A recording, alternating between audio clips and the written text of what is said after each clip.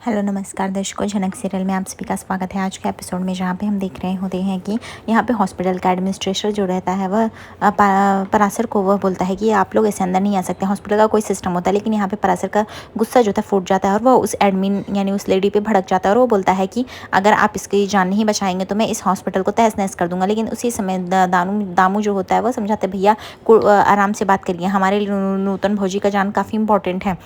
तभी यहाँ पे हम देखते हैं हॉस्पिटल का स्टाफ जो थे दोनों वो आपस में बात करते हैं और वो उनको समझाता है, एडमिनिस्ट्रेटर जो रहता है, कि तुम शांति से बात करो। ये लोग कुछ क्रांतिकारी टाइप के लग रहे हैं, काफ़ी भयानक लोग लग रहे हैं, कुछ भी कर सकते हैं, इसलिए हम एक काम करते हैं, इनको अंदर ले लेते हैं फिलहाल के लिए। तभी वह परासर से बोलता है कि देखो हमारे यहाँ इतने डॉक्टर तो अवेलेबल नहीं है, लेकिन हाँ हम इनको कैसे ले सकते हैं। तभी यहाँ पे परासर से रिक्वेस्ट करता है, बोलता है हमें पता है हम गरीब हैं इसलिए तुम हमें मना करें, हमें पता है हमारे गरीबों की जान की कीमत नहीं, पर ये जो है ये इस औरत की जान बचाना बहुत इंपॉर्टेंट है। इसको शरीर नीला पड़ गया है, इसको देखो इसकी हालत बहुत गंभीर है, ये सांस भी नहीं ले पाएगी, 1 मिनट लेट होगा तो इसकी जान चली जाएगी। तभी यहाँ पे उसका डॉक्टर बोलता है कि ऑलरेडी पेशेंट एडमिट है और हम नहीं ले जा सकते, और अगर आना भी है अंदर तो सिर्फ 1 लोग आएंगे, इतने सारे लोग ऐसे नहीं आ सकते हैं। तभी परासर बोलता है बहुत बोल लिया तुमने और बहुत सुन लिया हमने, बार बार क्या धमकी लगा के रखे हो, ये चल के पेपर वर्क करो, बिल वर्क करो, ये सब का टाइम नहीं है हमारे पास, और अगर हम ये करेंगे तो फिर यहाँ पे कोई नहीं बचेगा, बता दे रहा हूँ मैं। तभी वहाँ पे वो डर जाता है, बोलता है ठीक है आप 1 पर्सन आ सकते हैं। लेकिन दामू बोलता है क्यों हम 1 पर्सन आ सकते हैं, अभी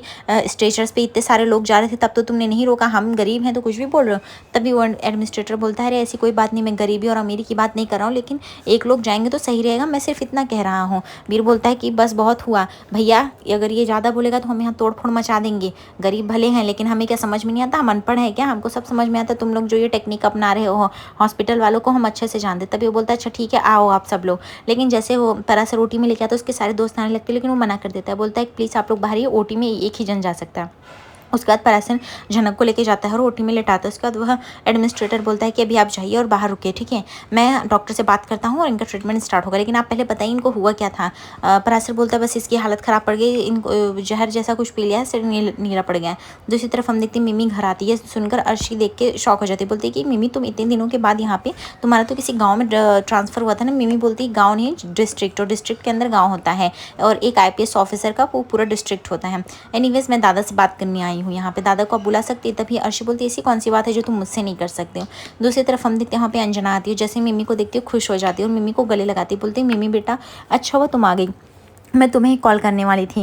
और मिमी बोलती है जेठू आप कैसे। जेठू बोलते हैं मैं भी ठीक हूँ बेटा, तुम कहाँ थी इतने दिनों से, हम लोग तुम्हें बहुत मिस कर रहे थे। मिमी बोलती वो काम से, आपको पता है ना गाँव में ट्रांसफ़र हुआ था, बट कुछ अर्जेंट वर्क की वजह से मेरा अभी इधर ट्रांसफ़र हुआ है, तो अभी मुझे यहीं पर रहना है और इसलिए मैं आप लोगों से मिलने आई। अभी आप सब ठीक है ना, और जेठू अपनी BP की दवाई ले रहे हैं कि नहीं, और बड़ो माँ आप कुछ खा पी रही हैं कि नहीं। अंजना बोलती है मैं क्या बताऊँ, अब सब कुछ ठीक नहीं है मिमी, सब कुछ पहले जैसा नहीं रहा, बदल गया। ऐसा लगता है हर जगह जैसे अप्पू की आवाज़ गूंजती है, अप्पू दिखाई देती है, ऐसा लगता है अप्पू बोलेगी भी रसगुल्ला बाबा का चाहिए, मुझे गुलाब जामुन चाहिए, वो बातें से गूंजती रहती मेरे कानों में। ये सुनकर अर्शी का गुस्सा बढ़ जाता है। अर्शी बोलती कम ऑन, उस दिन अप्पू दीदी को गए इतने टाइम हो गए, लेकिन आप लोग फिर भी बार बार रोएंगे गाएंगे, इस तरह से घर का माहौल बनाएंगे तो मेरी बच्ची पे क्या असर पड़ेगा। मून बहुत छोटी बच्ची है, आप लोग उसके बारे में सोचिए। मिमी जो होती है वो अर्शी के एक शब्द को सुनकर नहीं लेती और वो तुरंत जवाब देती हैं कि आप अब ये क्या अपनी बच्ची के लिए शोक भी नहीं मना सकते, इनको इस घर में इतना हक भी नहीं अपनी बच्ची के लिए रोएं। जैसे मून आपकी बेटी है वैसे अप्पू दीदी भी इनकी बेटी थी, इकलौती बच्ची थी, क्या इनके दिल पे धक्का नहीं लग सकता है। दूसरी तरफ हम देखते हैं यहाँ पे बिपाशा और लाल की काफ़ी लंबी बातें चलती है, जहाँ पे बिपाशा बोलती है मैं यहाँ पे आती हूँ ट्यूशन देने, हफ्ते में सिर्फ 5 दिन आती हूँ। तभी लाल बोलता है कि तुम्हें ट्यूशन देना पड़ता है बिपाशा, क्या तुम स्कूल में टीचर नहीं हो। तभी यहाँ बिपाशा बोलती बट उससे उतना गुजारा तो नहीं हो पाता, और मैं तो इतनी फेमस टीचर नहीं हूँ कि मेरा खुद का क्लासेस हो बच्चे वहाँ से आएँ, तो मुझे सबके घरों में जाके ट्यूशन देना पड़ता है। तभी लाल बोलता है कि बिपाशा तो तुम्हें काफ़ी मतलब लाइक बर्डन आ जाता होगा। बिपाशा बोलती ऐसा कुछ भी नहीं, मैं अकेली रहती हूँ तो मैं अपना खर्चा चला लेती हूँ, और वैसे भी तुम्हें पता है मैं इतने में मुझे माँ को भी थोड़ा बहुत खर्चा देना पड़ता है, मेरा खुद का भी खर्चा रहता है, तो मेरे लिए मैं जितना भी कमा पाती हूँ सही है लाल। तो यहाँ पे लाल बोलता है लेकिन तुम मुझ पर केस कर सकती थी ना मेंटेनेंस के लिए, लेकिन तुमने क्यों नहीं किया। तभी यहाँ पे बिपाशा बोलती बस नहीं किया क्योंकि मुझे ज़रूरत नहीं थी लाल, तुमने आज तक जो भी किया पति की जिम्मेदारी सब कुछ निभा के किया, लेकिन अभी मुझे लगता है मैं अपना कर सकती हूँ। तभी दूसरी तरफ हम देखते हैं मिमी जो होती है वो अर्शी को बोलती है कि आप बहुत अच्छा करिए, आपकी सोच जो है ना वो बहुत ही गिरी हुई है अर्शी बोदी, इसीलिए आपको सिर्फ अपनी बेटी, अपने पति, अपना परिवार दिखता है, आप शायद भूल जाती हैं, और आपकी सोच वहीं की वहीं है। इनका मन, इनका भी इस घर पे हक है, ये रोएं गाएं चाहे जो करें, लेकिन इनको शौक से निकलने में टाइम लगेगा, तो आप अगर उसमें साथ नहीं दे सकती तो मत बोलिए। हाँ आपको कुछ खास अप्पू दीदी से लगाव नहीं होगा, लेकिन हमें है, तो हमें था, इसलिए हम दुखी हैं। आपको नहीं दुख होता है तो आप रहने दीजिए। तभी यहाँ पे जेठू बोलता है कि मिमी बेटा बस कर, कुछ मत बोल, रहने दे। तभी यहाँ पे अनिरुद्ध आ जाता है, बोलता है क्या हुआ मिमी, ऐसी क्या बात थी, यहाँ पे क्या चल रहा है। तभी मिमी बोलती है देखो ना दादा, आपने बड़ों माँ और जेठू को साथ में रखा है, लेकिन रोने की आज़ादी नहीं है, क्योंकि इससे अर्शी बोदी को लगता है घर का माहौल ख़राब हो रहा है। मतलब वो अपनी बच्ची की शोक भी नहीं मना सकते। अगर वो 2 आंसू बहा लेंगे तो इनको बहुत प्रॉब्लम हो जाएगी, इससे घर का माहौल बिगड़ जाएगा। अर्शी बोलती मैं ऐसा कुछ भी नहीं बोल रही, बट मून ज़्यादातर इनके साथ रहती, टाइम व्यतीत करती है। और ज़्यादातर ये लोग जो होते हैं रोए गाए एकदम से गुमसुम रहते हैं। मून के दिमाग में हज़ारों सवाल आते हैं, उसका इससे मेंटल स्ट्रेस बढ़ सकता है, और इवन इनका भी हेल्थ तो ख़राब हो सकता है। कौन सा इनका हेल्थ अच्छा होगा। मिमी बोलती है कि सुन लिया आपने बात दादा, ये क्या कह रहे हैं। दूसरी तरफ वो समझाता है कि पहले तुम बताओ इनका शरीर कैसे नीला पड़ा। पराशर बोलता है लंबी कहानी है, मैं डॉक्टर के पास लेके जाता हूँ, मुझे ले चलो, मैं रिक्वेस्ट करता हूँ। तभी डॉक्टर बोलते ठीक है, मैं पेशेंट को देख के खाली होती हूँ तो मैं उसे ज़रूर देखूँगी, तुम लोग बाहर वेट करो। पराशर अपने दोस्तों के साथ बाहर वेट कर रहा होता है। पराशर एकदम घबराया हुआ रहता है, उसे भगवान से विनती कर रहा था कि बस झनक की जान बच जाए। तभी यहाँ पे लाल बोलता है कि बिपाशा चलो, तुमको जो भी है मैं तुम्हारे लिए, मैं इतना तो कमाता हूँ कि I can pay for you, मैं तुम्हारे मेंटेनेंस वगैरह का खर्चा उठा सकता हूँ, लेकिन तुम्हें इस तरह से क्यों लगता है कि मैं नहीं। बिपाशा बोलती इसकी कोई ज़रूरत नहीं लाल, तुमने आज तक जो भी किया अच्छा किया, और तुमने एज अ पति होने का सारा फ़र्ज निभाया था, लेकिन अभी शायद मुझसे नहीं होता है। तभी यहाँ पे लाल बोलता है तुम वैसे जाती कैसे हो कॉलेज के लिए, स्कूल के लिए। बिपाशा बोलती स्कूल पास में है तो मैं चल के चली जाती हूँ, कभी कभी रिक्शा लेती हूँ। तभी लाल बोलता है कि बिपाशा तुम पहले से बहुत बदल गई हो। बिपाशा बोलती मैं भी पहले जैसी नहीं रही लाल, और वैसे भी तुम्हें लेट नहीं हो रहा है, तुम्हारी वो फ्रेंड क्या नाम है उसका, जानवी नाम, वो तुम्हारा वेट कर रही होगी, तो तुम जाओ ना। लाल बोलता है अरे हाँ मैं जाऊँगा, ऐसा कुछ नहीं है, वो सिर्फ मेरी दोस्त है अच्छी, और इससे ज़्यादा कुछ नहीं। बिपाशा बोलती हैं देखो लाल, मुझे इतना तो समझता है अच्छे दोस्त क्या होते हैं, अच्छे दोस्त ही प्यार में बदलते हैं, और मैं खुद चाहती हूँ मैं अंदर से कि तुम मेरे साथ भले लाइफ में मूव ऑन नहीं कर पाए, पर जानवी के साथ ज़रूर करूँ। और चलो अभी कुछ ज़्यादा ही लेट हो गया, मैं घर के लिए निकलती हूँ। तभी लाल बोलता है कि बिपाशा एक काम कर सकते हैं हम लोग, यहीं कॉफ़ी शॉप है, एटलीस्ट कॉफ़ी तो पी ही सकते हैं चल के। तभी यहाँ पे बिपाशा बोलती कौन सा कॉफ़ी शॉप, यहाँ पे तो कोई कॉफ़ी शॉप नहीं है। लाल बोलता नहीं पास में ही है, चलो तुम। दूसरी तरफ यहाँ पे वो बोलता है कि इसका शरीर नीला पड़ गया है, और देख के भी लगता है कि जैसे शहर की है, गांव की है नहीं, पर गांव वालों के साथ क्या करे क्या पता। तभी डॉक्टर बताती है और ये प्रेग्नेंट भी है, तो इसके पीछे क्या राज है हमें कुछ भी नहीं पता है, बट पहले हमें कोई तो इंजेक्शन देके इसका पहले फ्लश आउट करना पड़ेगा जो भी पॉइजन है इसके बॉडी में, उसके बाद ही हमें कुछ सच का पता चलेगा। तभी वो बोलता है ठीक है, मैं उसके पति से पता करता हूँ। जहाँ पे मिमी जो होती बोलती वैसे दादा मुझे आपसे बात करनी थी, लेकिन मैं अकेले में करना चाहती हूँ। अर्शी बोलती ऐसी क्या पर्सनल बात है जो तुम अकेले करना चाहती हो, अभी सबके सामने बोलो। मिमी बताती है कि झनक की तबीयत काफ़ी ख़राब है, और झनक जो है वो हॉस्पिटल में एडमिट है, शायद अभी वो रहे भी ना, बचे भी ना, क्योंकि उसको जहर दे दिया गया, गाँव वालों ने जहर दे दिया है, इसके वजह से झनक की हालत ख़राब हो गई। ये सुनकर अंजना पूरी तरह से शॉक हो जाती हैं, बोलती ये क्या बोल रही हो मिमी तुम, झनक के साथ अभी ये क्या हो गया। जेठू बोलते अभी क्या देखना रह गया, पहले अप्पू अब झनक, अरे उसे भी हमने बेटी जैसा माना था, ये क्या चल रहा है समझ में नहीं यार, अब यही दिन देखना बाकी रह गया है, लगता है आधी उम्र हम सिर्फ सबकी मौत का गम मनाते रहेंगे। ये सुनकर अनिरुद्ध के होश उड़ जाते हैं। अनिरुद्ध सोचने लगता है कि ऐसा नहीं हो सकता है, क्योंकि वो झनक के जैसे मौत का खबर सुनता है उसका शरीर मानो कांपने लगता है। तो अर्शी बोलती है तो क्या हुआ, वहाँ पे उसका पति, उसके सब कुछ है, सारे गाँव वाले वो लोग देखेंगे, अब ये बातें तुम अनिरुद्ध को क्यों बता रही हो।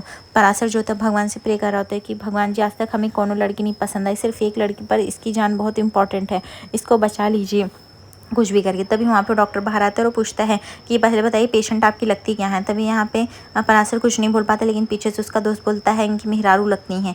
तभी दूसरी तरफ यहाँ पे मिमी बोलती है कि दादा मैं वहाँ पे गई थी काम से, मैं एक बार झनक से मिली, दूसरे दिन गई, लेकिन बहुत लेट हो गया था, तभी पता चला उसको किसी ने जहर दे दिया, क्यों दे दिया वो सब मुझे नहीं पता है।